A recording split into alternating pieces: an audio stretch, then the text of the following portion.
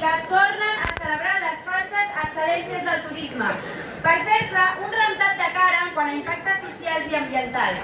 El teatre autoparòdic de cada any. L'any passat, però, l'autoparòdia va arribar fins al cinisme més cruel. En ple genocidi de Palestina per l'estat d'Israel, l'Organització Mundial del Turisme va tenir el coratge d'escollir el tema turisme i pau. Com si no hi hagués un pla extremadament colonial i cruel per convertir Gaza en la ribera de l'Orient Mitjà, un cop consumat el genocidi. Com si molts dels operadors turístics que espolien la nostra ciutat, com Booking i Airbnb, no estiguessin lucrant amb l'explotació turística dels territoris ocupats. Aquests dies, els nostres ulls, com els de tanta gent, segueixen posats sobre Gaza i sobre la flotilla. Així tot, no hem volgut deixar de portar a terme aquesta acció de protesta contra una celebració tan insultant com la del Dia Mundial del Turisme, enguany dedicada a turisme i transformació sostenible. Un altre rentat de cara i celebració de l'acció d'una indústria que, amb la complicitat del sector públic, segueix expulsant la població i sometent-la a l'explotació laboral, contaminant i destrossant els territoris, explotant els serveis públics als que no contribueix i emetent el 9% de les emissions responsables de la crisi climàtica que ja patim. La transformació de la indústria turística porta a terme als territoris no sosté res que no sigui el seu propi benefici privat, el d'un pocs, a costa de l'empitjorament de les condicions materials de la vida de la població.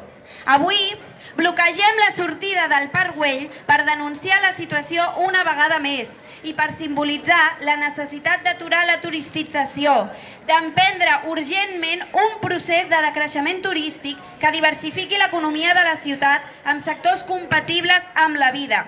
D'igual manera que el Parc Güell no necessita més gestió, sinó menys explotació turística, a Barcelona no necessitem més gestió turística, que serveix només per millorar l'experiència i els beneficis de la indústria, sinó menys pressió turística, menys mercantilització de la ciutat i una política econòmica basada en el benestar de la població, del territori i del planeta, no pas de les elits.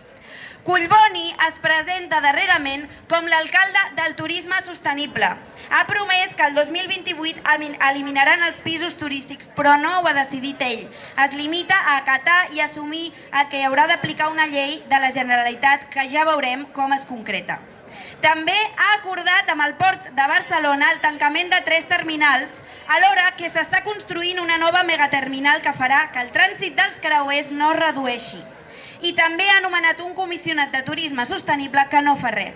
Mentrestant, segueix accelerant la turistització amb macroesdeveniments elitistes i donant suport absolut al projecte demencial de l'ampliació de l'aeroport del Prat. Finalment, volem també donar suport a Ca l'Espina, al centre social ocupat de carrer Astúries de Gràcia, que enfronta el dijous 2 d'octubre el seu desallotjament. Aturem la turistització, decreixement turístic ja!